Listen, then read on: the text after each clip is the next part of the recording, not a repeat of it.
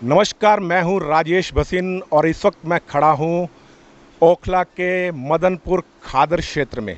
ये वो कॉलोनी, आप इस कॉलोनी को दिखाइए। यहाँ पर जो इनलीगल तरीके से इनलीगल माइग्रेंट हैं, जो अवैध रोहिंग्या देश की सीमा क्रॉस करके भारत के अंदर आए हैं और रह रहे हैं। यहाँ पर आपको मैं दिखा सकता हूँ, बहुत झुग्गी बस्तियाँ हैं और मैं आपको उनकी कॉलोनी के अंदर भी जा रहा हूँ। दरअसल मामला क्या है, क्यों मैं आज यहाँ पर आया हूँ, मैं आज आपको बता दूँ कि एक मामला बहुत तेज़ी से उठ रहा है। आपको जैसे मालूम होगा कि बकरवाल के अंदर, जो दिल्ली के अंदर ही क्षेत्र पड़ता है, वहाँ पर 240 फ्लैट बने हैं EWS के तहत।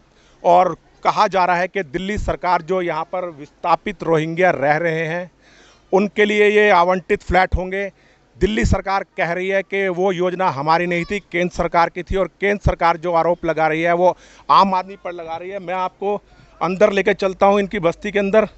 ये देखिए इनकी ये सीढ़ियाँ उतर कर, ये दरअसल आज से पहले ये जो लोग रहते थे किसी और स्थान पर रहते थे, लेकिन बताया कि किसी वजह से वहाँ पर आग लग गई थी तो ये लोग यहाँ पर आ गए थे।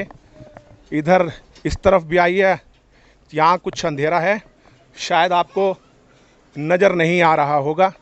और मैं आपको दिखा दूँ, ये बस्ती है इनकी। यहाँ पर आप देख सकते हैं, यहाँ पर बिल्कुल पूरी बिजली की सुविधा है, पानी की सुविधा है और शायद हमें देखकर इन्होंने अपने दरवाजे बंद कर लिए हैं। यहाँ अंदर कूलर भी चल रहे हैं और इनको, ये हमारे को देखते ही इन्होंने, ये आप दिखाइए इधर, ये जितनी भी झुग्गियाँ हैं सभी जो रोहिंग्या हैं, जो कहते हैं कि बर्मा से आए हैं यानी म्यांमार से आए हैं, उनकी है यहाँ पर।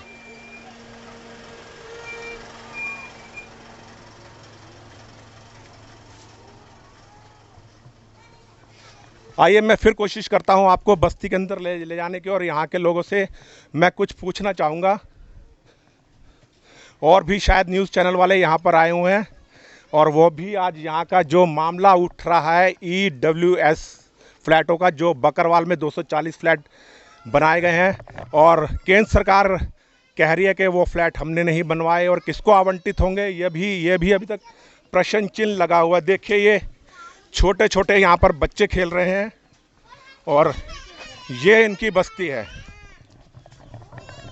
लेकिन पता नहीं क्या बात है, हमारे कैमरे को देखते ही और माइक को देखते ही ये अपने घरों के बाहर पर्दे लगा लेते हैं। पता नहीं मीडिया से इनके मन में क्या भय है, ये मैं नहीं बता सकता। और पूरा मामला क्या है मैं आपको बताता हूँ। दिल्ली का एक क्षेत्र है जो MCD के अंदर में आता है, बकरवाल। वहाँ पर जो गरीबों के लिए फ़्लैट बनाए जाते हैं, यानी EWS के तहत 240 फ्लैट बने हैं। और उन फ्लैटों को अभी एक चिट्ठी मिली थी जो BJP के नेताओं ने जारी करी है, टीवी पर आकर के दिल्ली सरकार ने एक लेटर लिखा था। ये फ्लैट जो यहाँ पर अवैध रूप से रोहिंग्या रहते हैं उनके लिए आवंटित होंगे। और आम आदमी पार्टी, उनके प्रवक्ता कह रहे हैं कि ये केंद्र सरकार की परियोजना है और केंद्र सरकार इनको यहाँ पर फ्लैट दे रहा है। असली मामला क्या है ये नेता लोग जाने, जो राजनीति करते हैं वो लोग जाने। बस हमारा मकसद ये है कि सच्चाई तक आपको पहुँचाना, कि सच्चाई क्या है वो आपको बताना। मैं यहाँ पर कुछ बैठे हुए हैं, उनसे जानकारी लेना चाहता हूँ। नमस्कार, मैं आपसे आपका नाम जानना चाहूँगा। Sir please. क्या बात है, आप कुछ बोलना चाहेंगे माइक पे? हम हिंदी नहीं जानते हैं। आपको कितने, सिर्फ ये तो बता सकते हैं कितने साल हो गए यहाँ पर आपको? 10 बरस। हाँ जी, 10 बरस। ये बता रहे, कोई बताने को राजी नहीं है। शायद ये कुछ बता सके हमारे को। यहाँ पर ऑन द कैमरा कोई भी बोलने को राजी नहीं है। अगर वो 240 फ्लैट बने हैं, थोड़ा सा ये ट्रैक्टर निकल जाए फिर मैं आपको बताऊंगा। एक तरफ जो केंद्र की सरकार है वो आरोप लगा रही है कि दिल्ली की जो केजरीवाल सरकार है और यहाँ के विधायक अमानतुल्ला खान है, उनकी कृपया दृष्टि इन रोहिंग्या पर है और ये 240 जो फ्लैट है इनको आवंटित किए जाएंगे। दूसरी तरफ आम आदमी पार्टी कह रही है क्या केंद्र सरकार की परियोजना जो है, उनकी परमिशन के बिना इस तरह के फ्लैट बन सकते हैं। बहुत बड़ी विडंबना है। ये जो माइग्रेंट आए हुए हैं, जो अवैध तरीके से भारत के अंदर आए हुए हैं, उनको तो फ्लैट आवंटित किए जा रहे हैं, लेकिन जो पाकिस्तान से प्रताड़ित हिंदू आया हुआ है, यानी पाकिस्तान का सताया हिंदू आया हुआ, जो सिंध से आया हुआ है, जो हैदराबाद से आया हुआ, आज तक भी वो रोहिणी में रह रहे हैं, मजनू की टीला में रह रहे हैं और सिग्नेचर ब्रिज में बहुत ही दयनीय हालत में रह रहे हैं। उनके लिए सरकार की क्या परियोजनाएं हैं?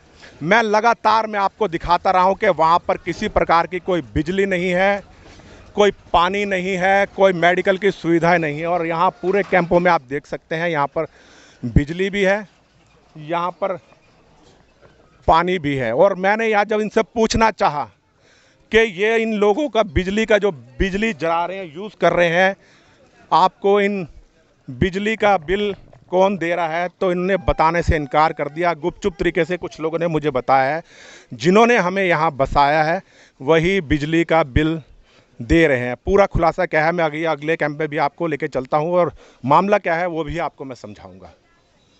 इस वक्त जो अवैध रोहिंग्या की बस्ती है, मैं वहाँ से निकलकर आ गया हूँ और मैं आपको भी पीछे दिखा सकता हूँ। ये रोड कालिंदी कुंज का ब्रिज पार करके इस तरफ नोएडा की तरफ जाता है। लेकिन मैं आपको ये बताना चाहता हूँ, क्या केंद्र सरकार को और यहाँ के खुफिया विभाग को नहीं पता कि इनलीगल तरीके से, यानी अवैध तरीके से यहाँ पर रोहिंग्याओं की बस्ती है। और जो ये मामला उठ रहा है, बकरवाल में बने हुए 240 EWS फ्लैट, और EWS फ्लैट का मतलब होता है जो गरीबी रेखा से नीचे होते हैं उनको ये फ्लैट आवंटित किए जाते हैं। एक तरफ आम आदमी सरकार आरोप लगा रही है कि केंद्र सरकार की परमिशन से फ्लैट बने और भारतीय जनता पार्टी, जिनके मुखिया नरेंद्र मोदी जी हैं, वो इन अवैध रोहिंग्या को ये फ्लैट आवंटित कर रहे हैं। दूसरी तरफ भाजपा कुछ ऐसी चिट्ठियां दिखा रही है कि आम आदमी पार्टी ने एक लेटर लिखा था और आम आदमी पार्टी की मिली भगत से यहाँ पर दिल्ली में रोहिंग्या को बसाया जा रहा है। वही रोहिंग्या जो दिल्ली में कई तरीके की अवैध गतिविधियों में शामिल है। सोचने वाली बात है, चाहे केंद्र सरकार हो चाहे दिल्ली की राज्य सरकार, इन अवैध रूप से जो देशद्रोही रोहिंग्या है इनको फ्लैट क्यों दिए जा रहे हैं। और दूसरी तरफ जो पाकिस्तान से प्रताड़ित विस्थापित हिंदू आया हुआ है, जो वहाँ से इस वजह से आया कि वहाँ पर उनको अपना धर्म ना बदलना पड़े। आज तक इतने वर्षों के बाद भी वो रोहिणी के अंदर रह रहे हैं, मजनू टीला के अंदर रह रहे हैं और सिग्नेचर ब्रिज पर रह रहे हैं, जहाँ की मैंने बहुत बार कवरेज करी और दिखाया कि किस तरह वहाँ गंभीर बीमारी से लोग पीड़ित हैं, बहुत मुश्किल हालात में जी रहे हैं। और उस जंगल के एरिया में सांप भी निकल आते हैं, नील गाय वहाँ पर आ जाती है। और थोड़े ही पिछले साल ही वहाँ पर एक महिला की मृत्यु हो गई थी जिसको इलाज नहीं मिला था और वो डेंगू के होने के कारण मर गई थी।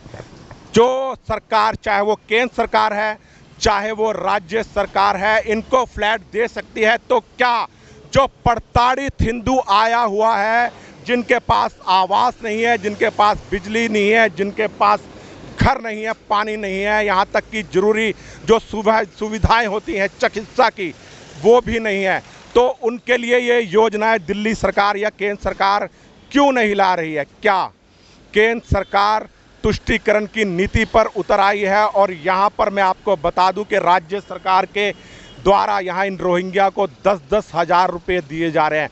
बाकायदा एक दूसरे पे इल्ज़ाम लगा रहे हैं, लेकिन यहाँ खुद SDM सर्वे करके गए हैं और दिल्ली के मुख्य सचिव की चिट्ठी भी बरामद हुई है, जो उन्होंने कहा था कि इन विस्थापित, अवैध नहीं कह रहे थे, वो कह रहे विस्थापित रोहिंग्या को इस तरह के फ्लैट मिलने चाहिए। और बाकायदा मैं बता दूं, उन फ्लैटों के अंदर कम्युनिटी हॉल बना हुआ है और खेलने के मैदान भी बने हुए हैं। क्या इस तरह से जो माइग्रेंट इनलीगल तरीके से ये अवैध घुसपैठिए आए हुए हैं, इनको इस तरह के आवास मिलने चाहिए या उन प्रताड़ित हिंदुओं को मिलने चाहिए जो अफ़गानिस्तान से आए हैं, जो पाकिस्तान से आए हैं, जिनका कोई और देश नहीं है, सिर्फ उनका आश्रय स्थल है तो केवल ये भारतवर्ष है। उनके लिए योजनाओं पर सरकार काम क्यों नहीं कर रही है? उसी यक्ष प्रश्न के साथ मैं अपनी वाणी को विराम दूंगा, लेकिन उससे पहले मैं आपको एक बात कहना चाहता हूं। अगर देश की केंद्र सरकार और दिल्ली के राज्य सरकार उनके लिए नहीं सोच रही है, तो हमने ये प्रण लिया हुआ है, मैंने और मेरे साथी जो अंकुर जावला, कि हम उनके लिए सहायता करें। अगर आप उन विस्थापित हिंदुओं के लिए कुछ सहायता करना चाहते हैं तो नीचे हम दोनों नंबर फ्लैश कर देंगे। इस नंबर पर आप पेटीएम, गूगल पे, फ़ोन पे कोई भी आर्थिक सहायता करना चाहें तो आपका एक एक पैसा उन प्रताड़ित जो गरीब विस्थापित हिंदू आए हुए हैं उनकी मदद में लगेगा। मैं हमेशा सनातन के लिए काम करता हूं, हिंदुत्व के लिए काम करता हूं। मेरी इनसे रोहिंग्याओं से दुश्मनी नहीं है, लेकिन जो अवैध तरीके से आए हैं और देश विरोधी गतियों में लिप्त हैं, क्या उनके लिए सरकार को इस तरह की योजनाएं लानी चाहिए। और इस बात के लिए आपको यहाँ की राज्य सरकार और केंद्र सरकार से भी प्रश्न पूछना चाहिए, अगर आप सच्चे राष्ट्रभक्त हैं। इसी के साथ मैं अपनी वाणी को विराम देता हूं। मैं राजेश भसीन और मेरे साथी जो कैमरा पर्सन है अंकुर जावला जी। जय हिंद, जय भारत, वंदे मातरम।